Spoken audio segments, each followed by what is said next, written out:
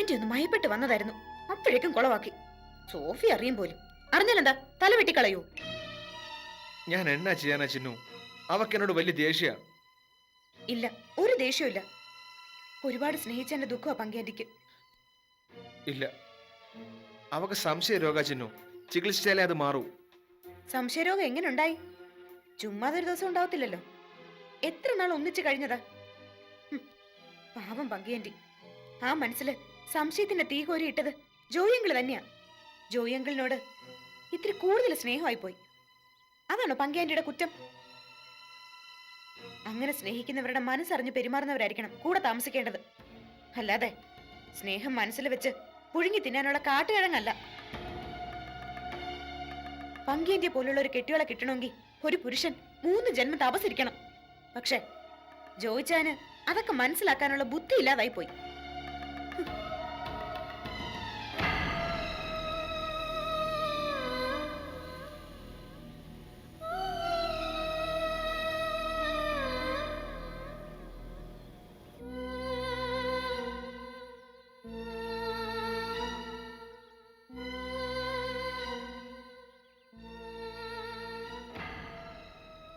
എനിക്കറിയാം പാർവതിക്ക് പങ്കിയോടൊരു സ്നേഹ കൂടുതലുണ്ടെന്ന്. പാർവതിക്ക് മാത്രമല്ല, നീരേറ്റ് തറവാട്ടിലെ എല്ലാവർക്കും പങ്കിന്ന് വെച്ചാൽ ജീവനാണല്ലോ. അതങ്ങനെയല്ലേ വരൂ. ചെറുപ്പം മുതലേ തറവാടുമായി ബന്ധമുണ്ടായിരുന്ന പെണ്ണല്ലേ പങ്കി. അങ്ങനെ ഒരു ബന്ധം ജോയ്ക്കും ഇല്ലേ നീരേറ്റ് തറവാടുമായി? എന്നരുതി സോഫി അവിടെ ആർക്കും ഇഷ്ടമല്ലെന്നാണോ പറഞ്ഞു വരുന്നേ? ജോയിച്ചായന്റെ കൂടെ ഈ വീട്ടിൽ താമസിക്കാൻ തുടങ്ങിയ പിന്നെ എന്നെക്കുറിച്ച് മോശമായിട്ടല്ലേ നീരേറ്റിൽ എല്ലാവരും കരുതുന്നേ. കൃഷ്ണമാമും പോലും അതിന്റെ മുഖത്ത് നോക്കി പറഞ്ഞു. പങ്കി ഗർഭിണിയായ ശേഷം ഞാനാ ജോയിച്ചായനെ പങ്കിയെ കാണാൻ പോവാതെ ചങ്ങലക്കിട്ടിരിക്കുന്നേന്ന് എല്ലാവരും ഉറപ്പിച്ചേക്കുമല്ലേ? ആരുറപ്പിച്ചു അങ്ങനെ? ഒക്കെ നീ തന്നെ സ്വയം ഉണ്ടാക്കി കൂട്ടുന്നല്ലേ? അല്ലെങ്കിൽ പിന്നെ എന്തിനാ പങ്കിയോട് എല്ലാവർക്കും ഇത്ര സഹതാപം? ശരിയാ, അവളോട് എല്ലാവർക്കും സഹതാപമുണ്ട്. ഈ എനിക്കുണ്ട്. ആരോരും നോക്കാനില്ലാതെ വയറും ചുമന്ന് ചികിത്സയ്ക്ക് പോലും കാശില്ലാതെ നടക്കുന്ന പങ്കിയെ കാണുമ്പോൾ ആർക്കായാലും സഹതാപം തോന്നും. എന്നിട്ടും സോഫി അവളെ കുറ്റപ്പെടുന്നതാ എനിക്ക് മനസ്സിലാവാത്തെ.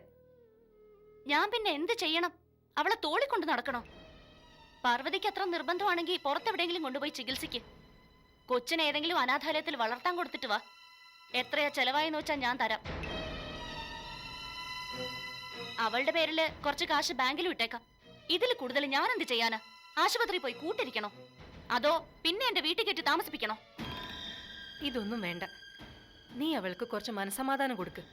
കാണുന്നവരോടെല്ലാം അവളുടെ കുറ്റം പറഞ്ഞു നടക്കാതെ. എനിക്ക് എന്റെ സ്വഭാവം പങ്കിക്ക് വേണ്ടി മാറ്റാൻ കഴിയില്ല. പങ്കി പ്രസവിക്കുന്നതിന് ഞാനാ മനസമാധാനം കൊടുക്കേണ്ടതല്ലേ? സോഫി, വെളുക്കുന്നവരെ സംസാരിച്ചിരുന്നാലും നിനക്കൊന്നും തലേ കയറില്ല. അല്ലെങ്കിൽ ഒന്നും അറിയില്ല എന്ന് അഭിനയിച്ചുകൊണ്ടിരിക്കുന്നു. രണ്ടായാലും ദോഷം നിനക്കാന്ന് മനസ്സിലാക്കിക്കോ. എന്ത് ദോഷമാണേലും അത് ഞാൻ ഒറ്റയ്ക്കങ്ങ് സഹിച്ചോളാം. പാർവതിക്ക് വേറെന്തെങ്കിലും പറയാനുണ്ടെങ്കിൽ പറയും, ഞാൻ കേട്ടോണ്ടിരിക്കാം. വേറൊന്നും എനിക്ക് പറയാനില്ല. നിന്റെ ഒറ്റപ്പെടലിനും ആദിക്കുമൊക്കെ സമാധാനം കണ്ടെത്താൻ ഒറ്റ വഴിയേ ഉള്ളൂ. ജോയിയും പങ്കിയും ഒന്നിച്ച് ജീവിക്കാൻ സമ്മതിക്കേ. ആ പാവങ്ങൾ എങ്ങനെയെങ്കിലും ജീവിച്ചോട്ടെ. പാർവതി എന്താ എന്നെ പറ്റി ധരിച്ചിരിക്കുന്നേ? ഞാൻ ജോയിച്ചായനെ കുരുക്കാൻ വേണ്ടി പങ്കി ഇറക്കി വിട്ടു എന്നാണോ? അത്രയ്ക്ക് തരംതാണവളാണോ ഞാൻ?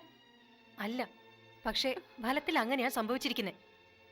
ജോയ് വിവാഹം കഴിച്ച പെണ്ണാണ് പങ്കി. പങ്കിയുടെ വയറ്റിൽ വളരുന്ന ജോയിയുടെ കുഞ്ഞാ. അതിനിടയിൽ നീ എന്തിനാ വലിഞ്ഞുകയറിച്ചിരുന്നേ? സ്വന്തം കാര്യം നോക്കി മാറി നിൽക്കുക വേണ്ടത്. അത് തീരുമാനിക്കേണ്ടത് ഞാനാ. ഇതിപ്പോ ആരാ പാർവതി ഇങ്ങോട്ട് പറഞ്ഞു വിട്ടെ? പങ്കിയോ അതോ ജോയിച്ചായനോ?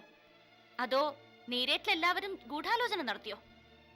ആരുടെ ബുദ്ധിയാണേലും എന്നെയും ജോയിച്ചായനെ രണ്ടാക്കാൻ ഈ ജന്മം ആരെ വിചാരിച്ചാലും പറ്റത്തില്ല. നിങ്ങൾ കരുതും പോലെയുള്ള ബന്ധമല്ല അത്. അത് പറഞ്ഞ് മറ്റുള്ളവരെ ബോധ്യപ്പെടുത്താൻ ഞാൻ ഉദ്ദേശിക്കുന്നില്ല. പാർവതി പോ. ഇക്കാര്യം പറഞ്ഞ് നമ്മുടെ സ്നേഹബന്ധം വെറുതെ ഇല്ലാതാക്കണ്ട. എനിക്കറിയാൻ ജീവിക്കാൻ. അതിനാരുടെ ഉപദേശം ആവശ്യമില്ല. എങ്ങനെ ജീവിക്കും? അതെന്താ നീ ആലോചിക്കാത്തെ? ജോയ് നിന്നെ ഉപേക്ഷിച്ചു പോയ സമൂഹം നിന്നെ കുറ്റക്കാരിയായിട്ട് കാണും. പങ്കി പ്രസവിച്ച സ്വന്തം കുഞ്ഞിനെ കാണാതിരിക്കാൻ ജോയ്ക്കും കഴിയില്ല. ഒടുവിൽ നീ ഈ പറയുന്ന പോലുള്ള റിലേഷൻ ഇല്ലാതാവും. എല്ലാവരെയും പോലെ പിന്നെ നീ ജോയിയെയും ശത്രുവായി കാണും. അങ്ങനെ ജോയിച്ചായൻ കൂടി എന്നെ തള്ളി പറഞ്ഞ പിന്നെ എന്താ വേണ്ടെന്ന് എനിക്കറിയാം. Sophie, cool down. നീ ടെൻഷൻ അടിക്കണ്ട. നമ്മളെ വേണ്ടാത്തവരെ ഒരു ദിവസം മുമ്പെങ്കിലും നമ്മൾ തന്നെ ഒഴിവാക്കുക. പങ്കിയുടെ സമാധാനത്തിന് വേണ്ടി നീ ചെയ്യുന്ന ഏറ്റവും വലിയ പുണ്യമായിരിക്കും അത്. ഒരു പുണ്യം വേണ്ട എനിക്ക്. ആർക്കെങ്കിലും വേണ്ടി സ്വന്തം ജീവിതം വിട്ടുകൊടുത്തിട്ട് മരിക്കുന്നത് വരെ ഒറ്റയ്ക്കാവാൻ എനിക്ക് മനസ്സില്ല. മേലിൽ ഇക്കാര്യം പറയാനായിട്ട് പാർവതി ഇങ്ങോട്ട് വരികയും വേണ്ട.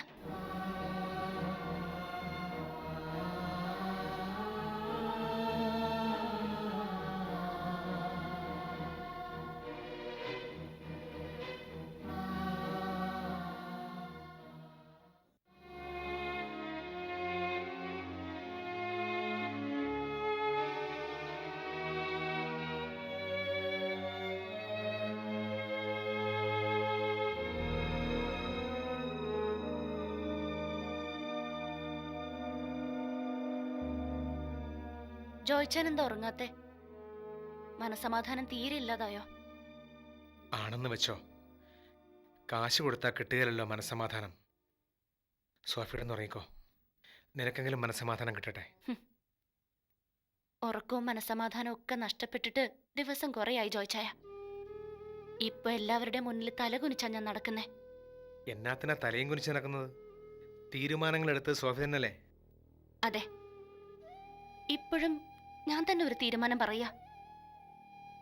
കഴിഞ്ഞതൊക്കെ മറക്കാനും പൊറുക്കാനും നമുക്ക് കഴിയണം. ശരിയാണെങ്കിലും തെറ്റാണെങ്കിലും തൽക്കാലം നമുക്ക് ഇവിടം വിട്ട് എങ്ങോട്ടെങ്കിലും മാറി താമസിക്കാം. എവിടെ പോവാനാ? ദൂരെ എവിടേക്കെങ്കിലും. ഇന്നാട്ടിൽ താമസിക്കുന്ന ആരും അങ്ങോട്ട് വരരുത്. അങ്ങനെ ആരും കാണാതെ ഒളിച്ചോടി പോയി ജീവിക്കാനൊന്നും എനിക്ക് പറ്റുകയല്ല സോഫി. താമസിക്കുന്ന ഇവിടെ തന്നെ മതി. എല്ലാം സോഫി ഒറ്റയ്ക്ക് തീരുമാനിച്ച ഇനി മുതൽ ഒപ്പം ഞാൻ ഉണ്ടാവില്ല. അതെന്താ ജോയിച്ചാൻ ഇപ്പൊ അങ്ങനെ ഒരു മാറ്റം? എങ്ങോട്ട് വേണമെങ്കിലും മാറി താമസിക്കാമെന്ന് മുമ്പ് നമ്മൾ തീരുമാനിച്ചതല്ലേ? തീരുമാനിച്ചപ്പോൾ മാറാൻ പറ്റില്ലല്ലോ. ഇനിയിപ്പോ വേണ്ട. എല്ലാരെയും വെറുപ്പിച്ചിട്ടില്ലയോ നമ്മുടെ ഈ താമസം? കൃഷ്ണപിള്ള മുതലാളി പോലും എതിരായി. അവർക്കൊക്കെ സോഫിയോടുള്ള ഇഷ്ടത്തെക്കുറിച്ച് ആലോചിച്ചിട്ടുണ്ടോ? എനിക്കും അത് തന്നെ കുഴപ്പം പറ്റിയത്. ആരും ഇല്ലാണ്ടായ ഒരു സഹായത്തിന് എന്നതാണെന്ന് അറിയാൻ മേല. അതിനെക്കുറിച്ച് ഓർക്കുമ്പോൾ മനസ്സിലൊരു പിടപെടപ്പ. ജോയിച്ചാൻ എന്താ ഇങ്ങനെയൊക്കെ സംസാരിക്കുന്നേ? എന്ത് സഹായം ജോയിച്ചാന് വേണ്ടത്? എന്തിനും ഞാനുണ്ടല്ലോ. ഇല്ല, ഈ ജീവിതത്തിൽ ആരാ ഉള്ളത് എനിക്ക്? സോഫയ്ക്ക് പോകണമെന്ന് തോന്നുമ്പോൾ എവിടേക്ക് വേണമെങ്കിലും പോകാം. സെലീനയും നീരേട്ടുകാരുമെല്ലാം ഇപ്പോഴും സോഫയ്ക്ക് സ്വന്തമാണ്. എന്നാ ഞാനോ? ഭാര്യ സംശയരോഗം മൂത്തിറങ്ങിപ്പോയി. പൊന്നുപോലെ വളർത്തിക്കൊണ്ടുവന്ന മകള് മരിച്ചു. എനിക്ക് ആരുമില്ല. എനിക്കറിയാം, പങ്കിയുടെ അടുത്ത് പോകാൻ കഴിയാത്തത് കൊണ്ടാ ജോയിച്ചാന് വിഷമം. അതിന് ഞാൻ മാത്രം ഒരു തടസ്സമെന്നല്ലേ ജോയിച്ചാൻ പറഞ്ഞതിനർത്ഥം? ഇത് തന്നെ പറയണോ എന്നോട്? പങ്കി ജോയിച്ചാന്റെ കെട്ടിയോളാ. അവളെ ജോയിച്ചാൻ വെറുക്കാനോ മറക്കാനോ പാടില്ല. പക്ഷെ അവളെന്നെ അപമാനിച്ചു. ഞാൻ അവൾക്ക് മാപ്പ് കൊടുക്കാം. തെറ്റിദ്ധാരണകളൊക്കെ മാറ്റി അവൾ എന്റെ മുന്നിൽ വന്ന് മാപ്പ് പറയട്ടെ. സോഫി, നീ പറഞ്ഞതൊക്കെ നേരെ തന്നെയാ. പക്ഷേ എന്റെ കൊച്ചിനെയും വയറ്റിലിട്ട് ആരോരുമില്ലാതെ നടക്കുക അവള്. ആരും പൊറുക്കാത്ത തെറ്റാ ഞാൻ അവളോട് ചെയ്തത്. എന്നതാണെന്നറിയാൻ മേല സോഫി, ഉള്ളിലെത്തിയ അതിങ്ങനെ ആളിക്കത്ത്.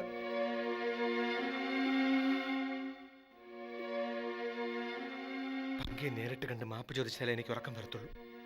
അല്ലെങ്കിൽ പിന്നെ മരിക്കണം. ആരെന്നെ പറഞ്ഞാലും ഇനി പങ്കിയെ കാണാൻ എനിക്ക് പറ്റുകയില്ല. ജോയിച്ചാന്റെ തീരുമാനം അതാണെങ്കിൽ ഞാൻ എതിര് നിൽക്കത്തില്ല. എല്ലാം മനസ്സിൽ നിന്ന് പുറത്തെടുത്ത് തുറന്നു പറഞ്ഞല്ലോ, നന്നായി. എന്നോട് പൊറുക്ക് സോഫി. പങ്കിയെ ഉപേക്ഷിക്കാൻ എനിക്ക് പറ്റുകയില്ല. എന്റെ കുഞ്ഞിനെ ഉപേക്ഷിക്കാൻ എനിക്ക് പറ്റുകയില്ല സോഫി. എനിക്ക് എന്റെ പങ്കിയെ വേണം. എന്റെ പങ്കി കൂടെ ഇല്ലാതെ എനിക്ക് ജീവിക്കാൻ പറ്റത്തില്ല. ഞാൻ മിന്നു കിട്ടി എന്റെ കെട്ടിയുള്ളല്ലേ പങ്കി. എന്റെ കുഞ്ഞിന്റെ അമ്മയാവാൻ പോണല്ലേ ആ പാവം. അവളെ സങ്കടപ്പെടുത്തിയ ഞാൻ നരകത്തിലേ പോകൂ.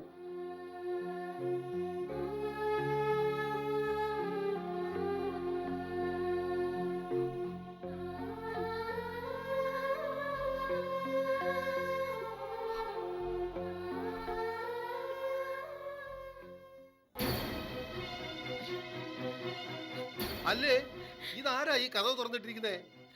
നേരത്തെ ഞാൻ വന്നപ്പോ പൂട്ടി കുറ്റിയിട്ടിരിക്കുവായിരുന്നല്ലോ.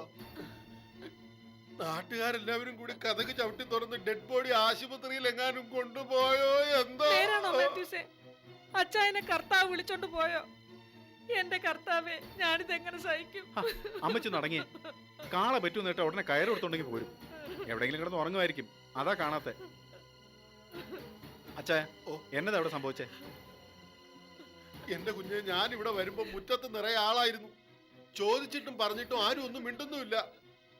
കഥവേ തട്ടി വിളിച്ചത് മാത്രം മിച്ചം. കൊടുക്കൻ ജനലിൽ കൂടെ കമ്പിട്ട് കഥവിന്റെ കൊളുത്തെടുക്കാൻ നോക്കിയിട്ട് അതും പറ്റിയില്ല. അതാ ഞാൻ ഓടി അങ്ങോട്ട് വന്നേ. അപ്പൊ നീയായിരുന്നോ വീട്ടിന് ചുറ്റും ആളെ കൂട്ടി കഥ കൊത്തി തുറക്കാൻ നോക്കിയത്? എടാ, നിന്റെ കൂടെ വന്നവർ ഓടിയ ഓട്ടം കണ്ടോടാ. എന്നിട്ട് പിന്നെയും വന്നേക്കുവാ. അയ്യോ നിക്കണവിടെ. അയ്യോ അച്ചായ, ഞാൻ കുത്തി തുറക്കാൻ വന്നതൊന്നും അല്ല. പിന്നെ അച്ചായൻ ഇവിടെ എങ്ങാനും ചത്ത് കിടക്കുവാന്നോന്ന് അറിയാൻ വന്നതാ. എന്തിന്? പുറത്തു നിന്നവര് പറയണ കേട്ടു, അച്ചായൻ ഇവിടെ എങ്ങാനും നോക്കാനും കാണാനും ആരുമില്ലാതെ ചത്ത് കിടക്കുമായിരിക്കുമെന്ന്. അയ്യോ, അതാ കഥക് തുറക്കാത്തെ. ഞാൻ പിന്നെ ഓടിപ്പോയി ഇവരെ വിളിച്ചോണ്ട് വന്നതാ. പള്ളിക്കാര് വരുമ്പോ ഞാൻ ഒറ്റയ്ക്കേ ഉള്ളൂവെങ്കിൽ എന്നാ മറുപടി പറയും? ചത്തൂന്നറിഞ്ഞ സന്തോഷത്തിലാ രണ്ടുപേരും കൂടി ഓടി വന്നല്ലയോ? ഒരു വക്കീലിനെ കൂടെ കൊണ്ടുവരാൻ പാടില്ലായിരുന്നോടി? എല്ലാം എണ്ണി തിട്ടപ്പെടുത്തി അവകാശം സ്വന്തമാക്കായിരുന്നല്ലോ. അച്ഛൻ ഇത് എന്നാ വർത്താനായി പറഞ്ഞോണ്ട് വരുന്നത്? സ്വത്തിന്റെയും പണത്തിന്റെയും കണക്ക് പറഞ്ഞോണ്ടല്ലയോ നേരെ ചൊവ്വേ വെള്ളം കുടിക്കാൻ പറ്റാതെ ഇതിനകത്ത് ഒറ്റയ്ക്ക് കിടക്കേണ്ടി വന്നത്? ഇല്ലെങ്കിൽ ഞങ്ങൾ ഇവിടുന്ന് ഇറങ്ങി പോകുമായിരുന്നോ? മിണ്ടിപ്പോകരുത്, കുന്നുകളെയും ഞാൻ. സ്വത്തിന്റെ കണക്ക് പറഞ്ഞത് കൊണ്ട് മാത്രമല്ല ഇവൻ ഇവിടെ നിന്ന് ഇറങ്ങിപ്പോയത്. ആ സെലീന പിശാചിന്റെ കൂടെ താമസിക്കാനാ ഇല്ലയോടാ പൊന്നുമോനെ? സംഭവിക്കാനുള്ളത് സംഭവിച്ചു. ഇനി ആ പേരും പറഞ്ഞ് അച്ചായൻ എന്തിനാ ബോബന്റെ മെക്കിട്ട് കയറുന്നേ? അച്ചായൻ പറയുന്നതിലും കാര്യമുണ്ട് മാത്യൂസെ. സെലീന നമ്മൾ വിചാരിക്കും പോലെ അല്ല. പണ്ടൊക്കെ കാണുമ്പം തേനെ പാലേന്ന് പറഞ്ഞ് നമ്മളോട് ഒട്ടി നിൽക്കുമായിരുന്നു. അവളുടെ കൂടെ താമസിക്കാൻ ചെന്നപ്പോഴല്ലേ തനിക്കൊണം പുറത്തു വന്നത്. എല്ലാം അഭിനയായിരുന്നു. നിനക്കതേ വരത്തുള്ളടി. എനിക്ക് ഭ്രാന്താന്നും പറഞ്ഞല്ലേ രായ്ക്ക് രാമാനം നീ അവളുടെ അടുത്തേക്ക് ഓടിയേ. എന്നിട്ടിപ്പോ എന്തായി? പറ്റുമെങ്കിൽ വെട്ടിഞ്ഞുറുക്കി നിന്നെ ഒപ്പിലിടണമെന്നായിരിക്കും അവളിപ്പോ വിചാരിക്കുന്നേ. അമ്മച്ചി നല്ല പിള്ളയാവുന്നു വേണ്ട. സെലീന ഒപ്പം ഉള്ളതുകൊണ്ടാ ഞാനൊന്നും ഉണ്ടായിരുന്നേ. പല കുഴപ്പത്തിനും കാരണം അമ്മച്ചി തന്നെ. ഡാ, നീ അങ്ങോട്ട് കയറി ഭരിക്കണ്ട. അതൊക്കെ നീ താമസിക്കുന്നിടത്ത്. ഇതേ എന്റെ വീടാ. എന്നതാ വേണ്ടതെന്ന് ഞാനാ തീരുമാനിക്കുന്നേ. ആ, സ്വന്തമായിട്ട് തീരുമാനിച്ചതാ ഇപ്പൊ കാണുന്നേ. തിന്നാനും കുടിക്കാനും പറ്റാതെ ചങ്ങലക്കിട്ട പോലെ. മിണ്ടിപ്പോകരുത്. ചങ്ങലയിൽ കിടക്കുന്നത് നീയാ. എടാ, അവള് പറയുന്നതിനപ്പുറം ചെറുവിരലനക്കാൻ നിനക്ക് പറ്റുമോടാ? നിന്റെ പെറ്റതള്ളയെ ചീത്ത പറഞ്ഞപ്പോ നീ അവളുടെ കൂടെ അല്ലായിരുന്നോ പൊറുതി? എന്നിട്ട് നീ സെലീനയോട് ചോദിച്ചോ? ഫിലിപ്പോസിനുണ്ടായതാണെന്ന് പറഞ്ഞു നടന്നിട്ട് കാര്യമില്ല. ആണുങ്ങളെ പോലെ ജീവിക്കണം. പിള്ളേരല്ലയോ അച്ചായ? ഇപ്പൊ ഇങ്ങനെ തട്ടിയും മുട്ടിയും ഒക്കെ ജീവിക്കാൻ പറ്റത്തുള്ളൂ. പക്വത വരുമ്പോ എല്ലാം നേരെയാവും. അമ്മച്ചി വാ പോവാം. ഇവിടെ വന്നാ ശരിയാവില്ല. ചെല്ലടാ. നേരെ വരട്ടി അവള് വീട്ടിൽ കയറ്റത്തില്ല. പിന്നെ നീ കിടക്കുന്നിടത്ത് നായി കയറി കിടക്കും. വേഗം ചെല്ലേ. നീ ആണാണെങ്കി അവളെ ഉപേക്ഷിച്ചിട്ട് വാടാ. അമ്മച്ചി വന്നേ. അന്നാമേ, നീയും പോവാന്നോ? ഞാൻ പിന്നെ എങ്ങോട്ട് പോവാനാ അച്ചായ? അവളുടെ ആട്ടും തുപ്പും കേട്ടാലും ഉറങ്ങാനൊരിടം അവിടല്ലേ ഉള്ളൂ. അതെന്നാ അന്നാമേ, നിനക്ക് ഇവിടെ കഴിയാൻ മേലേ? എന്നിട്ട് വേണം ഉറങ്ങിക്കിടക്കുമ്പോ ഒലക്കെടുത്ത് തലക്കടിച്ച് കൊല്ലാൻ. അപ്പച്ചന് ഭ്രാന്ത. അമ്മച്ചി വാ. ഇറങ്ങി പോടാ. നിന്നോട് ആരെങ്കിലും അഭിപ്രായം ചോദിക്കാൻ വന്നോ? അന്നാമ്മ എവിടെ നിൽക്കണമെന്ന് തീരുമാനിക്കേണ്ടതേ ഞാനാ, നീയല്ല. അതിനെതിനെ ദേഹത്ത് കൈവയ്ക്കുന്നേ? കാര്യം പറഞ്ഞാ പോരെ? അതല്ല വല്ല വടിയോ വാളോ എടുക്കാനാ ഭാവങ്കി അപ്പച്ചനാണെന്ന് ഞാൻ നോക്കത്തില്ല. എന്നതാടാ പറഞ്ഞേ? അയ്യോ അച്ചായ, അച്ചായ വെട്ടൊക്കെയാണ്. അച്ചായ, അച്ചായ അത് വിട്, വിട്. വല്ലവളുടെയും വാക്ക് കേട്ട് അച്ചായ, ഉണ്ടാക്കി അച്ചായ വിട്, വിട്. വേണ്ട. പറഞ്ഞത്. അച്ചായ വേണ്ട, അച്ചായ. മാത്യൂസ് ഒന്ന് പിടിച്ചു മാറ്റണോ? അച്ചായ, ആദ്യം നിങ്ങൾ എന്നെ അങ്ങ് പറയുന്നത് കേക്ക് കൊന്നേ. അച്ചായ. ഇറങ്ങി പോടാ ഇവിടുന്ന്. പോകുമ്പോ നീ ഒറ്റയ്ക്കങ്ങ് പോയാ മതി. നിന്റെ കൂടെ ഒരുത്തി താമസിക്കുന്നുണ്ടല്ലോ, അവിടെ കാര്യം നോക്കി അങ്ങ് ജീവിച്ചാ മതി.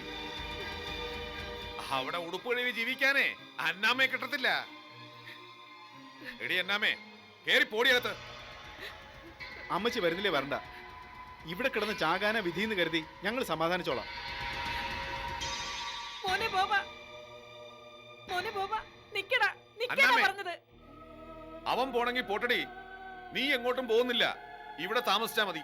എന്നിട്ട് വേണം അവൻ പറഞ്ഞതുപോലെ നിങ്ങൾ എന്നെ തലക്കടിച്ചു കൊല്ലാൻ. അന്നാമേ, നീയും കൂടി എന്നെ ഇട്ടേച്ച് പോവന്നോ? ഒരു കണക്കിന് അച്ചായൻ പറയുന്നത് നേരല്ലയോ? അന്നാമ്മച്ചി എടുത്ത് പോയേ പിന്നെയാ അച്ചായ ഈ കോലം ആയേ. ഇത്തിരി എടുത്തുചാട്ടം ഉണ്ടേലും അച്ചായനെ നമുക്ക് കളയാൻ പറ്റുമോ? പോട്ടെ മാത്യൂസേ, അവൾക്കിപ്പോ വലുത് ഞാനല്ല, സെലീനയാ. അവളുടെ ചീത്ത വിളി കേട്ടാലേ ഉറക്കം വരത്തുള്ളെങ്കിൽ ഞാൻ തടയുന്നില്ല. തെങ്ങുമൂട്ടി ഫിലിപ്പോസിന് ആരുമില്ലാന്ന് നാട്ടുകാരെ കൊണ്ട് പറയിപ്പിക്കാനായിട്ടാ ഇവളും ബോബന്റെ കൂടെ പോകുന്നേ. ഞാൻ എവിടെയാ ജീവിക്കേണ്ടതെന്ന് തീരുമാനിക്കേണ്ട അച്ചായനല്ലയോ? ഈ നെഞ്ചത്ത് കിടന്ന് ചാകാനാ അന്നാമ്മയ്ക്കിഷ്ടം. ഇനി ഞാൻ എങ്ങും പോകുകയല്ല. എങ്കിൽ പിന്നെ എന്നാത്തിനാ ബോബന്റെ കൂടെ പോകാൻ ഇറങ്ങിയേ? ഇല്ല, ഇനി ഒരിക്കലും ഞാൻ എങ്ങും പോകുകയല്ല. പള്ളിപ്പറമ്പിലോട്ട് എടുക്കും വരെ എന്റെ അച്ചായനെ വിട്ട് ഇനി ഞാൻ എങ്ങും പോകുകയല്ല. കരയാതെ, നീ വന്നല്ലോ, അത് മതി. പട്ടിണിയാണേലും സങ്കടമാണേലും നമുക്കൊന്നിച്ചു കഴിയാൻ അമ്മേ.